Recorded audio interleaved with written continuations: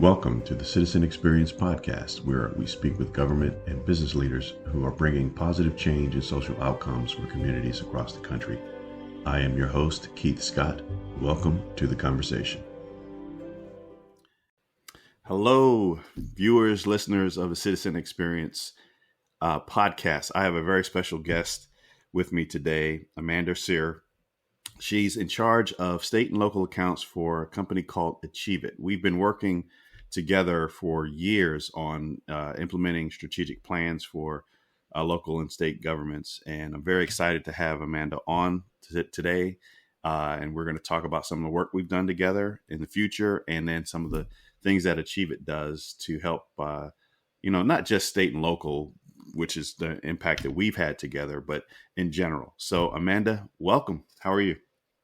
I'm doing well. How are you? Thanks for having me. Excellent. So Amanda, we've worked together for some time, and the biggest challenge, well, really two biggest challenges that we've faced together is one, a lot of our clients, which is state and local governments, they have strategic plans, but they're written in Excel, right? That's one. And the other is some clients just don't know how to go about developing a strategic plan. In your experience over the years and some of the work that we've done together, what's your take on this? What's going on with the local municipalities here? Yeah, so if you don't mind, I'll just start by giving a State of the Union, how AchieveIt got started, and the challenges that I see day to day. So AchieveIt, we actually got started just over a decade ago, and what we would do is very similar to your work today, Keith, where we would come on site to manufacturing companies, healthcare, state and local, did not matter, and we would build out their strategic plans. Now, when we came back a year later, all of them had a common theme. Either the plan sat on the shelf and wasn't executed against, right, or they were using really manual, disparate tools such as Excel, SharePoint, and PowerPoint that are not built for strategic execution. So what I tend to see in a lot of municipalities, counties, health departments, state entities, is that they're attempting to use Excel to not only track one plan, but to track multiple plans. And as you know, when you're looking at Excel and tracking multiple spreadsheets, it's so hard to visualize alignment. You can't see impact across all plans. A lot of departments end up being siloed. And what you end up having is a tool that shows maybe the update of one plan, but not the update of one-to-many plans. So that's really what I'm seeing in municipalities today. And I'm sure throughout the podcast, we'll talk about a lot of really good best practices that I'm seeing come out and how you can actually track those. Yeah, that's been one of the things that we've worked at. And I'm looking at an article here from Harvard Business Review, and they said 77% of successful strategic plans are monitored on a day-to-day basis.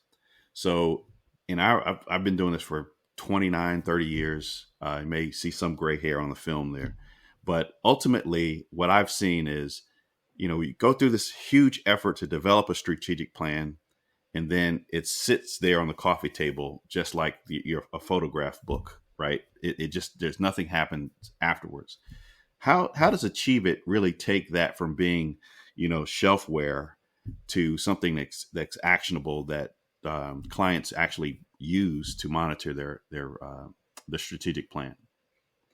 Yeah, that's a great question. And I will say that I think that process really does dictate success. So if you have an easy to use formal process where everyone knows you're going to be reviewing the plan, they're going to work really hard on that plan. Right. I can't tell you how many times, even in where I work at AchieveIt today, where we'll have a meeting just to have a meeting, or we'll build this document and this process, and then we never review it again. Right. So am I going to take the time and effort out of my day to work really hard at that process when I know that no one of power or importance is going to be reviewing that document? Absolutely not.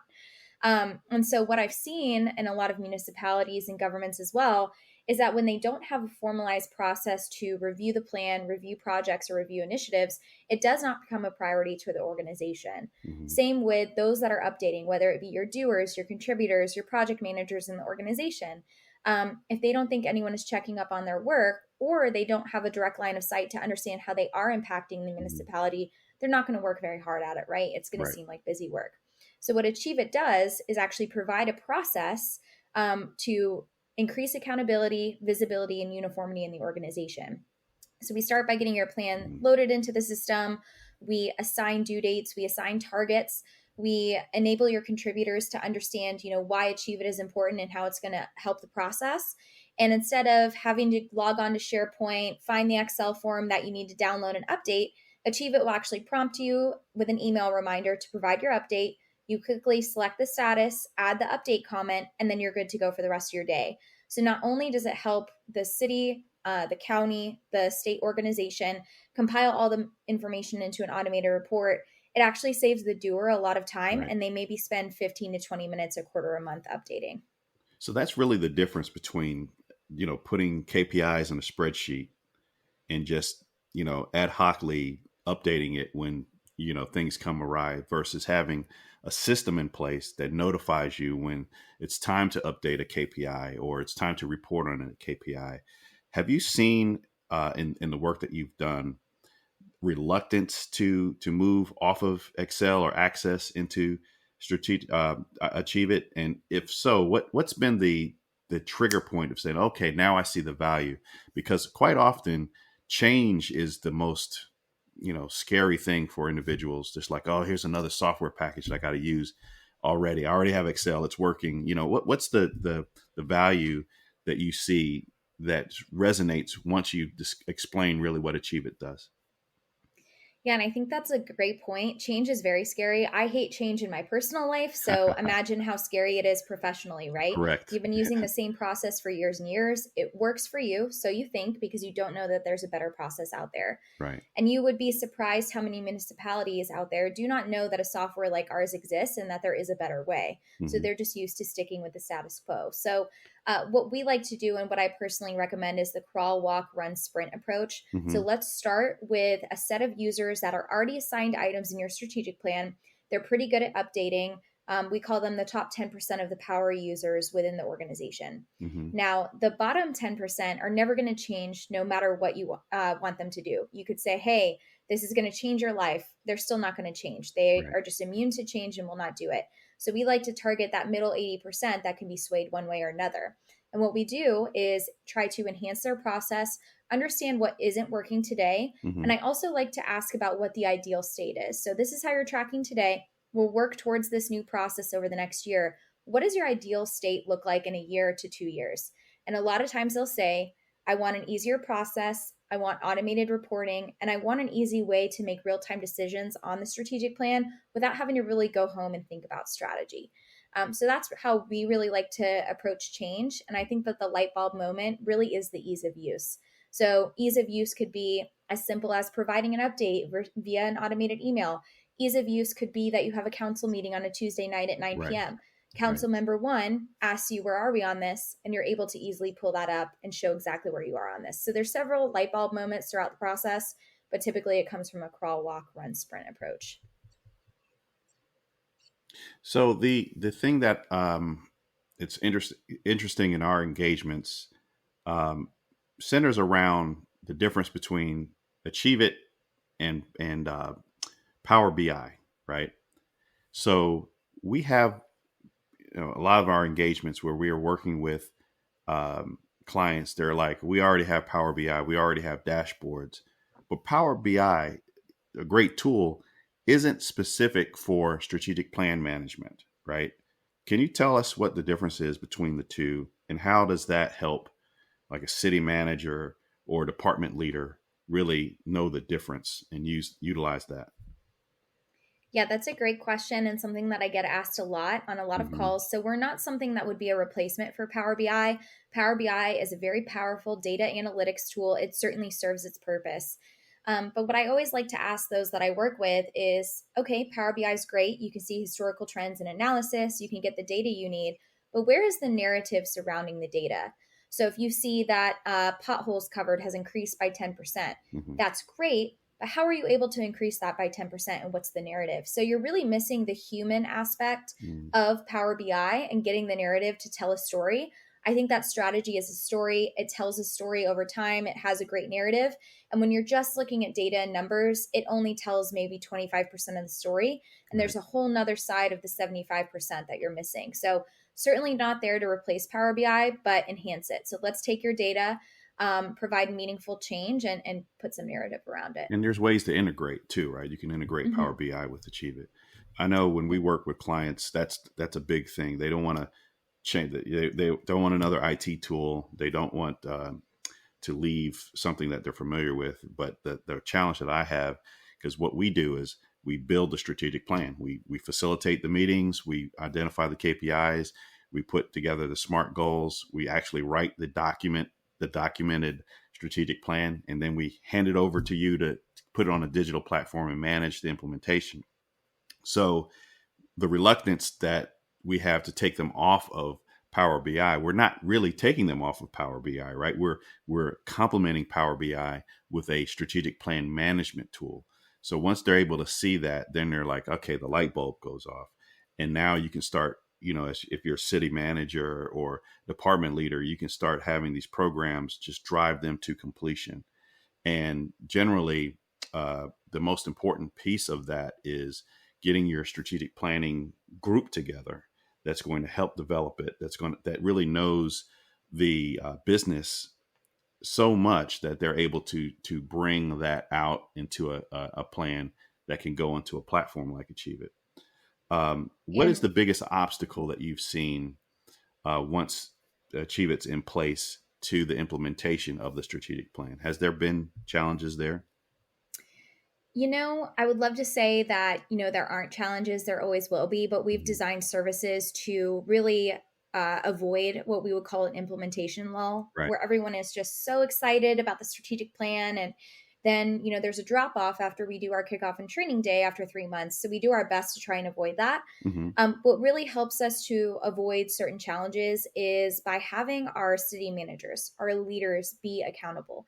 And what I mean by being accountable is that if you set a cadence of this is when we're going to review AchieveIt as a municipality, whether it's monthly or quarterly, once you get that cadence going, people are going to understand that, wow, this is not just another platform. They're actually going to be using this to put in real-time decision-making, to report to the council, to report to the public. So I probably need to go ahead and get my initiatives and goals updated, provide some narrative, really let them know where we are. So I think the best way that you can avoid those key challenges is to be a leader, be a champion of the tool, use it, review it frequently, and then everyone will kind of build that cadence of accountability from that. What I've seen work too is using AchieveIt. Once you're down the road implementing your strategic plan, leveraging some of the dashboard to help derive a business case for further investment or divestment into programs that are actually making impact or not really what it seemed to be initially during the strategic planning process, and they need to kind of course correct. But that's real-time data back to the team and oversight that's just continuous, so that you don't have to, after 5 years completed and your plan is done and you're ready to go for the next 5 years, you actually have something tangible to report on and say, hey, we've actually impacted that. So AchieveIt not only helps you implement the strategic plan process, but it also informs the next round of strategic planning for the next 3 to 5 years. Is that how you see it? Yeah, Keith, and you would be surprised how many organizations I speak to, and they say, hey, we achieved record sales tax revenues, or Right. We had a great performance year. And I said, that's great. What did you do to get there? And they cannot answer because they were not tracking their plan throughout the year. Right. And I mean, think about it. If we were tracking sales numbers or retention, but weren't tracking the activities that helped us to achieve those goals, we would never be able to repeat last year's strategic success. So having those historical trends, as values, that narrative allows you to either pivot the next year because the project, the initiative, the goal did not have the impact that you were hoping it would, or maybe it had a great impact. So let's just repeat last year's strategic plan success. Right. So the plan doesn't change. It just continues down for the next 5 years, not knowing the performance of the previous, plan to say. Have you ever had to kind of reverse engineer in this case? Like they had a plan, for example, your example was they had record setting, revenues, but they did not map it to the plan. Now you want to kind of reverse engineer to see what happened over the course of 5 years by just going into their financial systems and just pulling the data out and then employing it into a plan. Yeah, have you ever had to do that with AchieveIt? That's tough to say because a lot of examples are different. I would say going back in the past, of course, we can look at old data, we can load old plans and archive those, so you can always go back and look. So really, it's a cloud repository. So you're always able to go back and look. I would say the best way to avoid that is, let's say you have a standalone project, right? Right. This project is tracking infrastructure, or it's DEI initiatives, or something that's very important to the organization. When you just have a standalone project, there's not going to be an impact. It's going to be very difficult to see impact. So find a way that you can connect that standalone initiative, that standalone project to your plan in some form or fashion. That way, if you do have to come back and reverse engineer to get an understanding of what the impact was, those two are already aligned to one another, and you can find that impact and go back and see what was successful and what was not. Yeah. So the reason I ask is because strategic planning's been around for a while, right? But it just has not had a kind of management capability through a platform such as AchieveIt. And so we've been working together on bringing this into, diversity, equity, inclusion, and really building out DE&I plans, work plans. And what we've seen is there's like in our opinion, there's two types of data, right? There's outcome data, which is the number of women in management, or the compensation comparisons between men and women. Those are outcome based or output based data. So that tells you, okay, there's something wrong here. There's a huge disparity between women and men in terms of their pay. But what we found is process oriented data really helps you focus on fixing the problem. So when we work together, and all of our clients, we look at processes like, how do you get minority representation into the staff? Well, how are you recruiting? What's your recruitment process? What's your hiring process? We work together on a lot of DE&I initiatives, right? Building out D&I strategic plans. And there's two forms of data that we look at, right? There's output data, which is the number of women in management, or the compensation differences between men and women. Those are output. And that kind of tells you, what's wrong, that there's something wrong. The other data segment that we look at is process oriented, right? Like if you're lacking in minority representation on your staff, we look at your process around your recruitment. So do you go to places where minority talent exists, like HBCUs? So if you do recruit from HBCUs, how many do you convert to employees, and what's your conversion rate? And then how many of those are promoted over time? So we look at all the processes that lead up to that, and then we capture them and then put that in a plan. So the work that we've been doing using AchieveIt has really been around how to manage KPIs, how to drive these initiatives. And what we found with state and local government, that they have no process in doing so, right? So what is your take on kind of best practices for, anyone trying to drive an initiative such as this moving forward? Yeah, great question. I think you hit the nail on the head on driving an outcome, but maybe not having activities that are going to drive that outcome. So we work with organizations all the time that say, I would like to increase diversity by 10%. Right. That's fantastic. How are you going to get there? Exactly. Let's put in some activities and tasks that are measurable over time to help you reach that goal. So some examples could be, let's go to hiring fairs at HBCUs, which you hit on. Let's go to other career fairs elsewhere in areas that we know are diverse. Let's start recruiting women in certain areas like IT or finance and see what we can have, who we can have come on board. So I think that it's great to have a big picture idea, right? We have a lot of goals and dreams. If I were going to achieve all of my goals and dreams, I would not have any time, because you need to pick actionable tasks, actions, assignments that are going to get you to your goal. Right. And prioritize, right? Because you can't boil the ocean. It's just too big. It's a mammoth effort, right? So that is the other part of the work that we do, is the solutioning, where we're really just picking, 5 goals, five initiatives per goal, and kind of condensing the plan so that it is something that can be managed, even in the AchieveIt platform. So I want to definitely tell you that I appreciate your time and I love the discussion. Has there been anything that I should have asked you that I have not that you want to share with our listeners? So there's just two topics that I would love to talk about not only how AchieveIt can help you, but just topics to be aware of as a municipality and what I'm seeing be very popular. Mm-hmm. The first is publicly displayed dashboards on your website. Right. A lot of times you could ask yourself, what's important to the community? Where could I start? Mm-hmm. I always like to say, what are the top 2 to 3 things that you get the most calls on? So sometimes with my Midwestern customers, it's, how many roads are you plowing in a day? In Atlanta, I would love to know how they're going to be covering my potholes that I drive over every single day. That's what I would call about. Yeah. So just start with 2 to 3 performance measures that the public cares the most about. It could be if you're raising sales taxes, where that money is going, if it's to schools, if it's to nonprofits. Start there. And you will be surprised when you become a more transparent government, not only how much more your constituents trust you, but how the calls and emails and whatnot will be lowered. And that's also going to help you with your day. It is about the citizen experience. That is true. It is. Yeah. Yes. And it will come back. You talked about Power BI, right? Mm-hmm. When you're just seeing data points on a government website, how is that helpful to you if you don't know the narrative and what's going on and what the updates are? So another reason that it's important to have the narrative paired with the data. Yeah. The other topic to bring up as well is GFOA. So I know that GFOA is having a lot of best practices about tying KPIs and performance measures to the budget.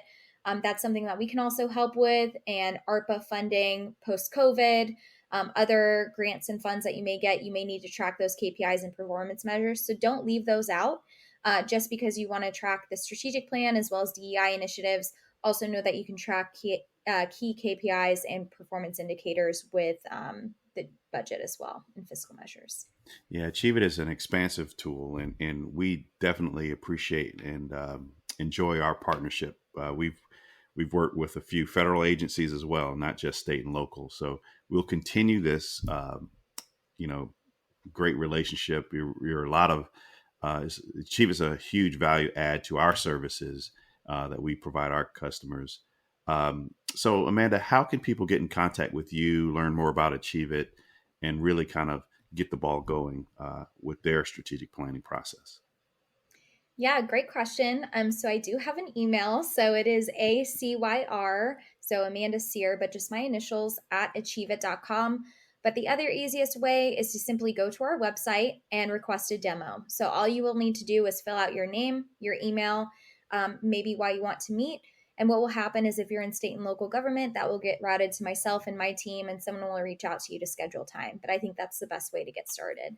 Awesome. We're going to have that in our show notes. And to our listeners, thank you for your support. The citizen experience is really about the citizen. So, serving the taxpayers that the government provides support for, that's what we're all about. So thank you again. And thank you, Amanda. And we'll be seeing you on the next episode. Talk soon. Thank you for listening to the Citizen Experience Podcast with your host, Keith Scott. If you're interested in creating a strategic plan that builds a diverse, equitable, and inclusive workforce, please contact us at dei@klscottassociates.com, or you can call at 404-692-5552. Thank you for joining the conversation.